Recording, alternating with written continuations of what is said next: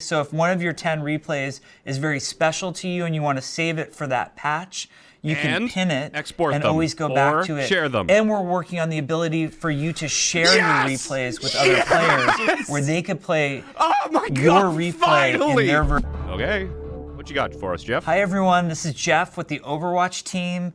Really excited to be back here in 2020 for our first developer update. So everyone on the Overwatch team listens to and gets a ton of feedback about the game, and we love hearing from you. And in the past few months, I would say, you know, this isn't based on science, but there are two topics that come right away, just the classifier. This is not scientific. That we hear of the most.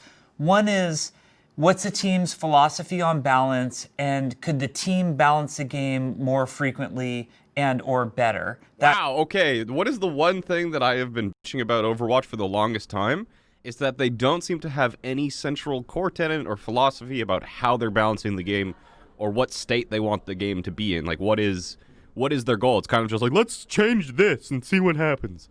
And then every meta is always the worst meta ever, so everybody complains. They're like, well, do you like this? Like, nobody likes anything. Just tell us what you want the game to be. You're the damn developers. That comes up a lot. Like, a lot of discussion about the balance of gameplay and hero balance. And then the other thing that we hear a lot of feedback and comments on is the concept of the meta of the game. You know, what heroes are played? Are there other heroes that are viable to be played at any time? And what could the Overwatch team do to make sure that the meta was moving along more fluidly and more frequently? Okay, he has So my interest. I want to spend today's developer update talking about some things that we're doing very soon that will address these 2 points. It's not immediately on PTR. I want a refund. Balance and the meta. So let's start with balance. I think everybody's interested in balance in some way or another. Yes. In the past, the Overwatch team has faced some criticism for being a little bit slow when it comes to our balance patches. A little bit slow. We've often heard that players want to see balance more frequently.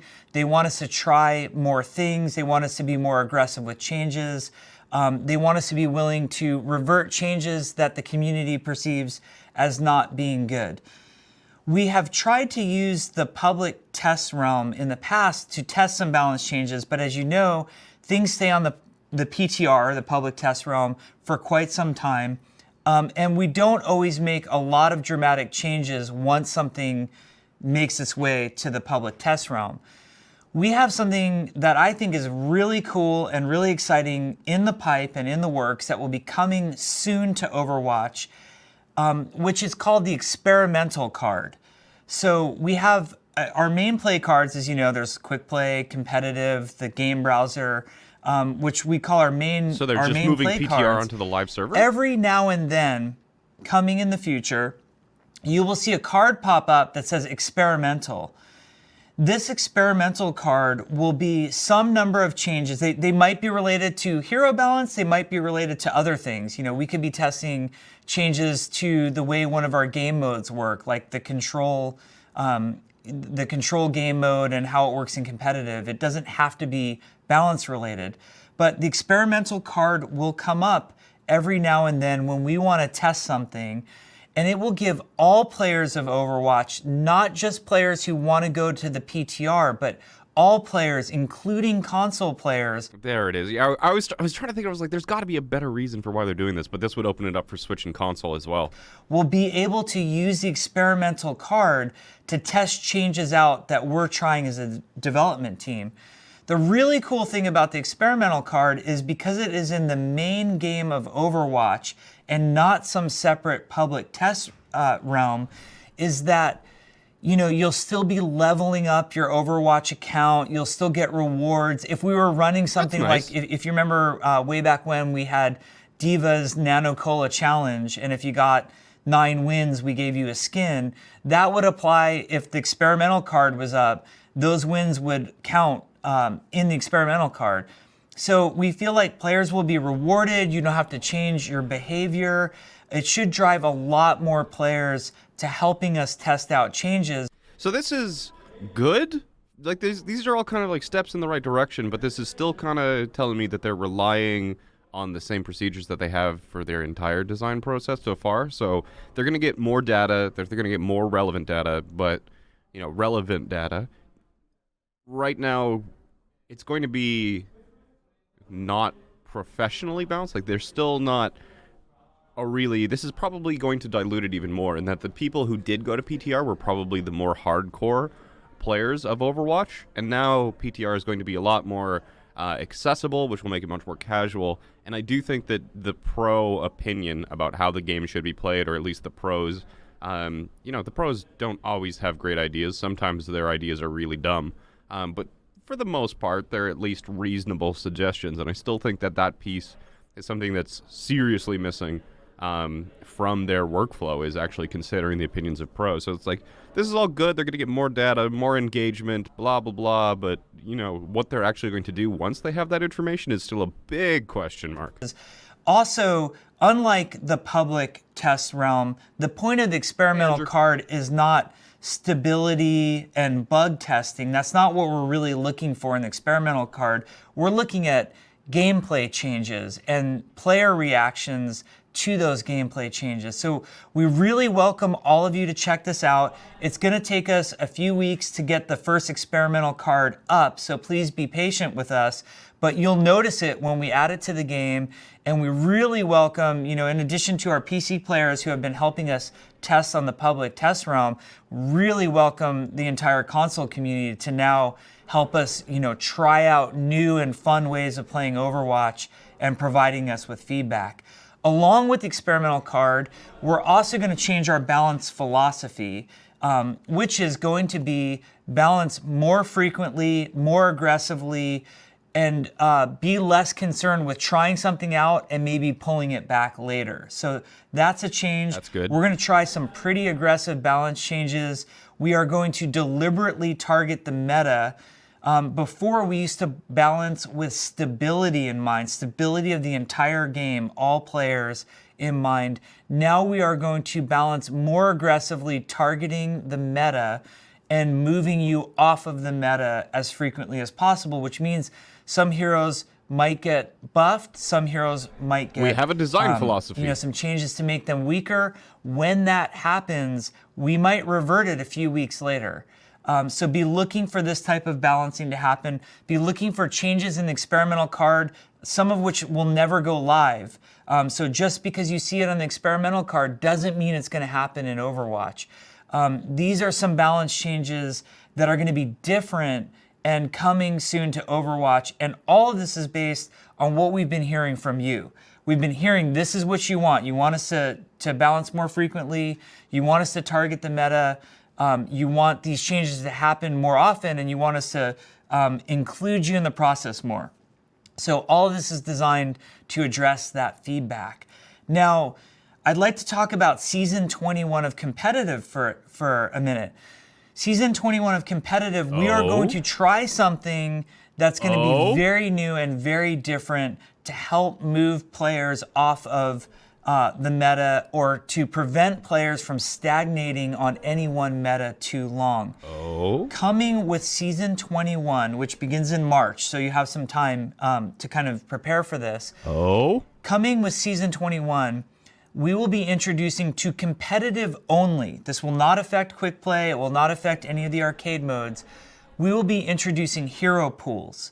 Like we have map pools, what hero pools mean is they're just gonna ban week, and the hero pool will only last for 1 week. They're just gonna globally ban heroes. There will be some heroes for everyone, that will not be included under all in the hero circumstances. Pool. For example, in the first week of the hero pool, let's say Season 21 had just started, maybe Orisa, Sigma, Mei, and Moira are not in the hero pool. So players will have... Imagine having to actually think for yourself about what characters work well when they change that. And it's going to be every week? Oh my god. Well, at least people are going to be a lot more knowledgeable about how the different characters interact. To think of a new strategy that doesn't involve those heroes, and that will last for 1 week, and then the hero pool will change. Again, this is competitive only. This is targeted at keeping the meta fluid. My big question is how many they're banning. Because if they're banning like half the rosters, like one tricks are done, specialists are done. You know, is this going to be way more towards flex? You know, because there's a big difference between, out of the entire support line, banning one and banning all of them but two. So, and then if this ever touches Overwatch League, oof, man, like, what if they, you know, are they just going to make Overwatch League and competitive just like two entirely different games? This is an interesting direction to go. Or the meta from stagnating and really getting to more hero diversity. Now, we know there's some challenges with this concept.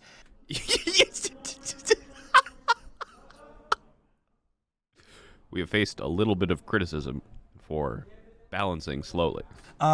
This is what I would consider to be something that we would be willing to change if we don't feel like it's going correctly. We could make the hero pools last longer. We can make the hero pools move faster. We can make the hero pools change every match. There's all sorts of ways that we could adjust on this, but starting with Season 21, we're going to start it with a weekly hero pool. Very exciting. Weekly is crazy. Is that the That means I should just put out a video every week. It's like, what the meta is this week? Overwatch League is excited about this idea as well, and they will be implementing a version of hero pools as well. When? And the Overwatch League will be releasing a blog describing how they approach hero pools, and they were very excited to see the meta moving more frequently. It's got it. What? Also, just want to say how excited for the 2020 season, which is starting soon. For At least we get a ton of variety. The Overwatch League, we all are. That's one way. That's one way to make sure that Overwatch will never be boring to watch. Okay, this is not what I expected to wake up to today. So as you can see, there's some very big changes coming to Overwatch. As always, we are listening to you. And if we feel like any of these things aren't working out well, we're always open to change and iteration. We have that experimental card. We have hero pools coming to Season 21. Now, that's not all.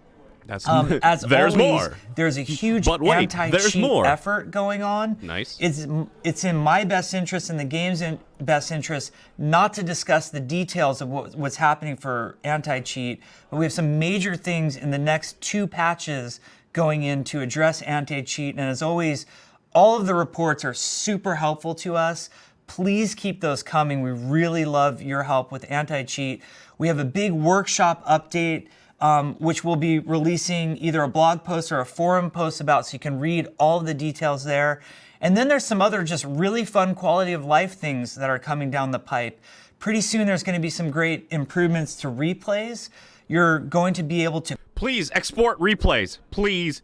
If you say export replays, I'm the happiest person on the fucking planet. Please export replays or share them in some regard. Pin a replay. So if one of your 10 replays is very special to you and you want to save it for that patch, you can pin it export and them, always go back to it. Share them. And we're working on the ability for you to share your replays with other players, where they could play your replay in their version of Overwatch. I think this will be really fun for content creators in particular.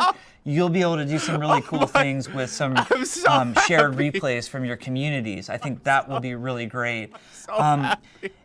So career profile is going to get a major overhaul for Overwatch 2, but that's way further down the pipe. That's not in the immediate future. But for the current Overwatch game, we want to do a light refresh of the career profile and just kind of clean up some of those things that have been bothering a lot of us for some time. So in the meantime, we're going to have some things like the ability to sort player icons coming to the career profile in the next few months. So that's a lot of what we're working on for the live game right now. I know you're going to give us a ton of feedback, and I can't wait to hear it all. We're really excited, I think the most of all for this experimental card, because it will let so many of you help us make the game better. Thank you for everything, and let's hope we have a great 2020. Man, I would have been equally happy right now if Jeff just made a 5-minute video. He was like, "Hi, I'm Jeff from the Overwatch team. Shared replays." Mic drop. I'd be like, "Oh my god, I'm so fucking happy about that." Super interesting. Well, at least we have a design philosophy now. That's the really cool part, is that previously I was just like, I don't know what they're trying to do here, but they're specifically trying to force people to play different things both on a meta level and a hero level. That's pretty clear. They're targeting the meta, and they're doing weekly hero bans, global hero bans. Super interested to see the amount of heroes that they ban or restrict each week, because that's going to really dramatically change my opinion on the state of that feature. And honestly, they probably haven't even picked how many different heroes they're going to block out on a week-by-week basis. But, yeah, good stuff. We're moving in the right direction. We're moving in the right direction. And shared replays in terms of content creation, oh my god, that's just going to be the greatest thing ever.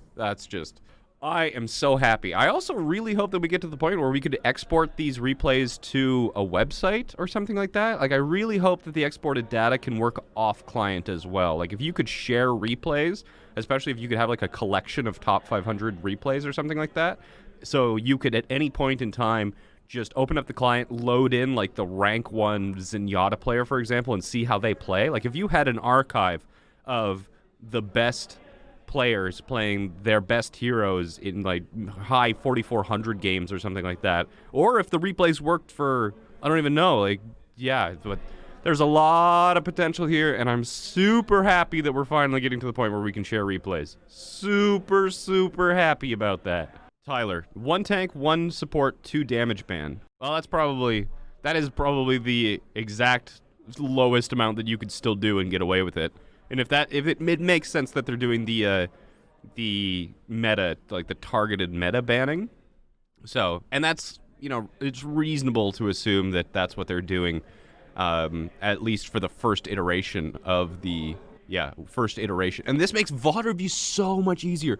The worst part about doing VOD reviews was that, like, people who were usually below platinum didn't have the computer power necessary in order to actually record and play at the same time. So now we can actually do VOD reviews for lower ranked players so much easier. And we could also do like weekly challenges, like Day 9's Fun Day Monday, where it's kind of like win a game with Pistol Only Mercy. And if you do that, if you win a comp game with like Pistol Only Mercy and send me the replay, like that would be so much fun to give people challenges. And we can actually like share ridiculous challenges that people are doing in games. Like, there's so much potential here for shared replays, because you can finally play the game your way, and then when something cool happens, you can just share that, and then the entire community can kind of see that and react to it and watch it and learn from it and laugh at it. Like, thank the Lord. God, that's amazing. Console guys must be super happy about the PTR access. Yeah, you can send me a VOD review that I can move around in. It's amazing.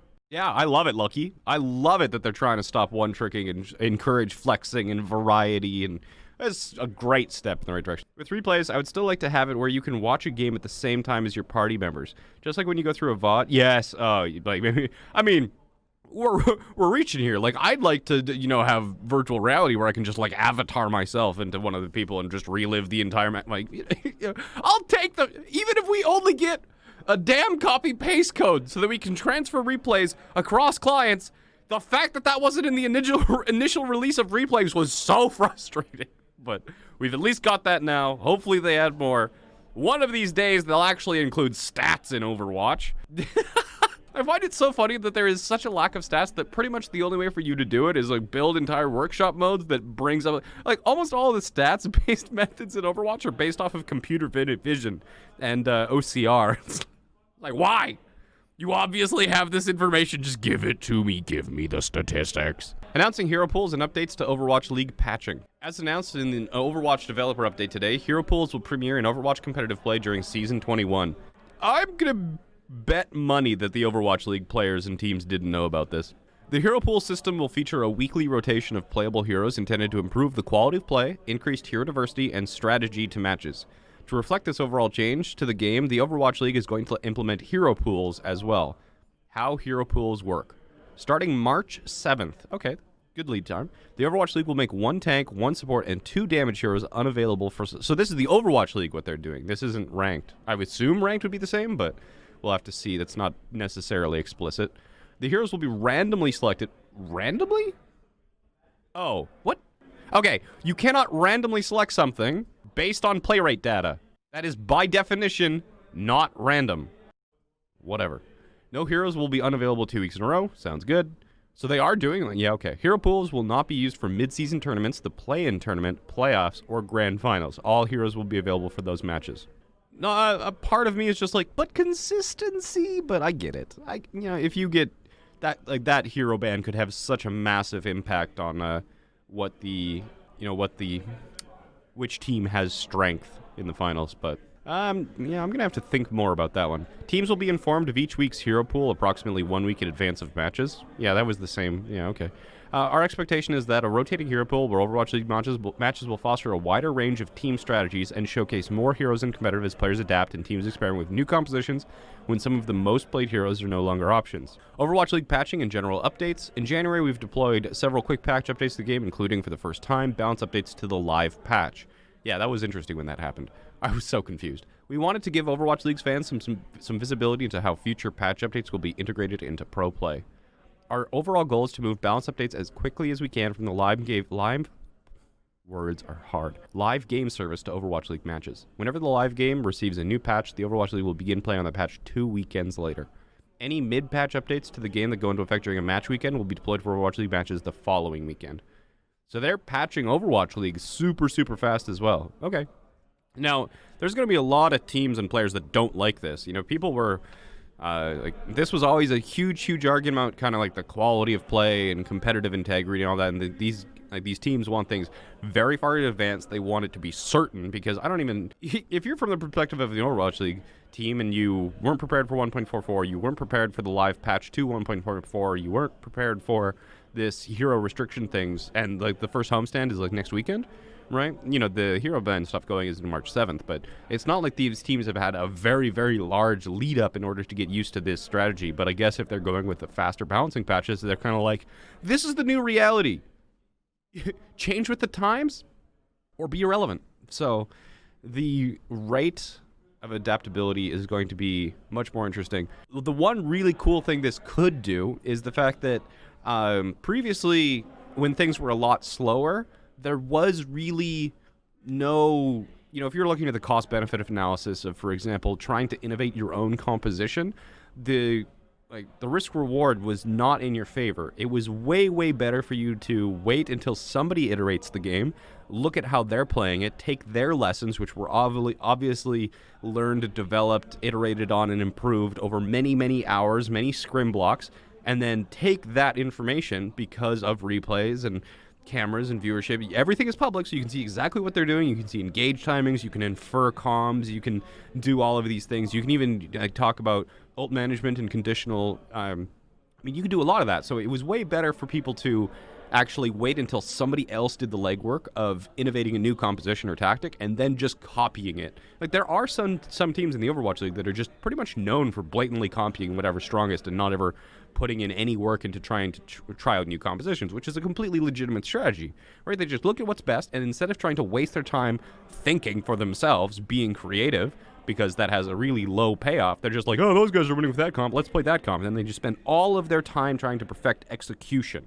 And it works out for some teams. It's not exactly the most honorable or sexy thing to do, but they don't admit to it, and their fans still love it because they're not playing anything risky, so their coach's decision-making never gets questioned or anything like that. So one of the interesting implications or side effects to this could potentially be the fact that this might swing the cost-benefit towards actually innovating and trying things that, there's going to be a lot less merit to waiting for a stable meta to emerge that you can copy, because especially if it's going to be the first week, and there are going to be a lot more first weeks or 0-day plays where nobody's really sure what's best because of these changes, where if you aren't actually creative critical thinkers, you're probably not going to find a solution to the meta the fastest. And even if you might copy, the number of games in which you'll get value out of copying somebody else's strategy is going to be proportionally much lower. So that's a very interesting kind of tactical change, and the fact that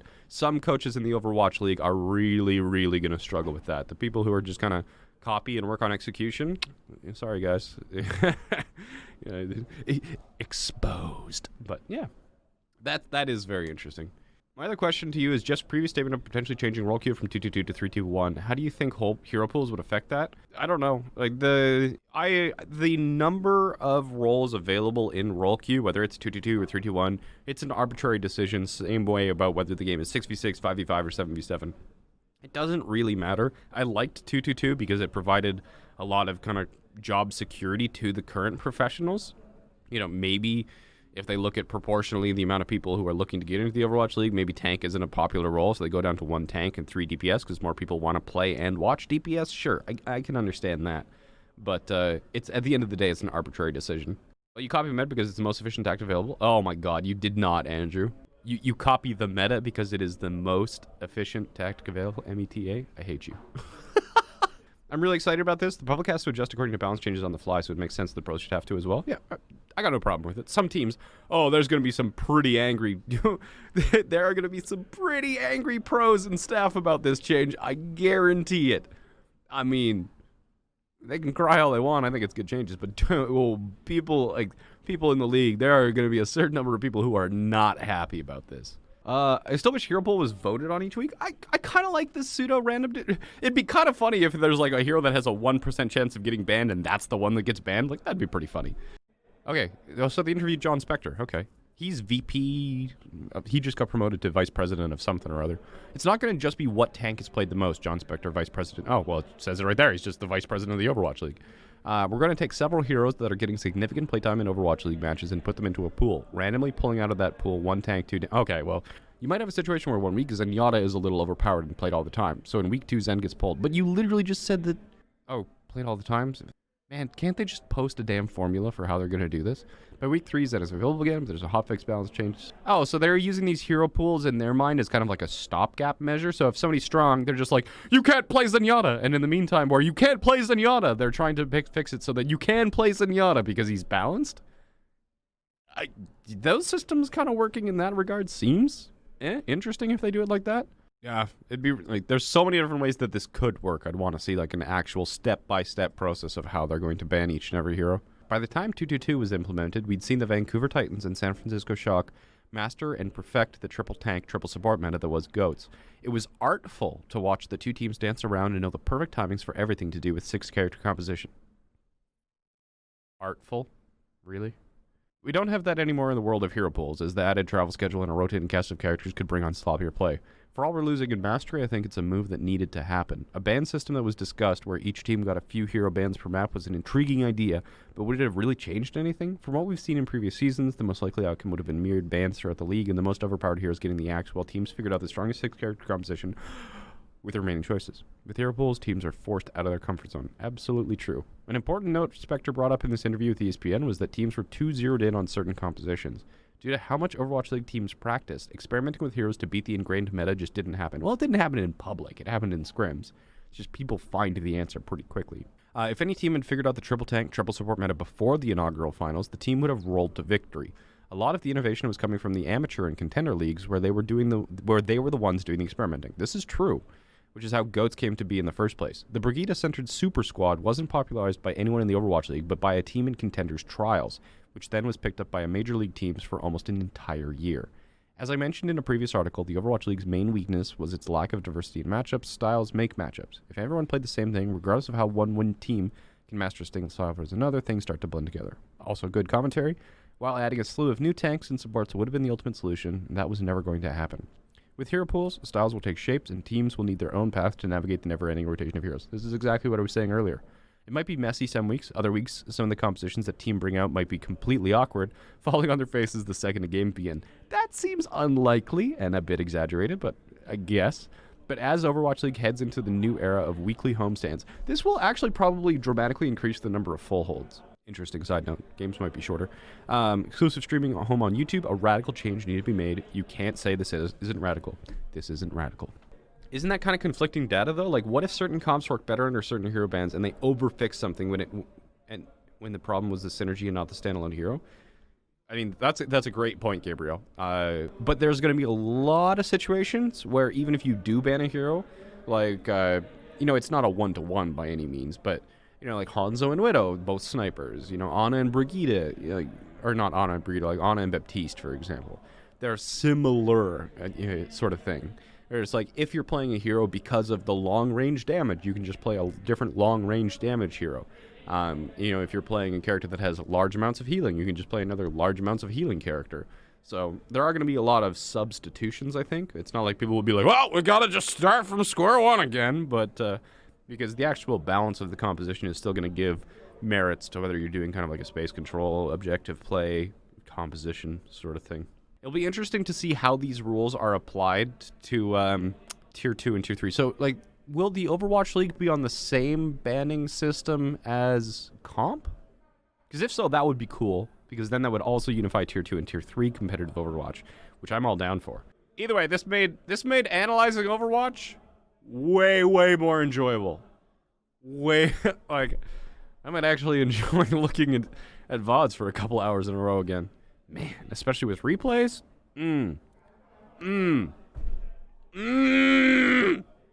Good stuff.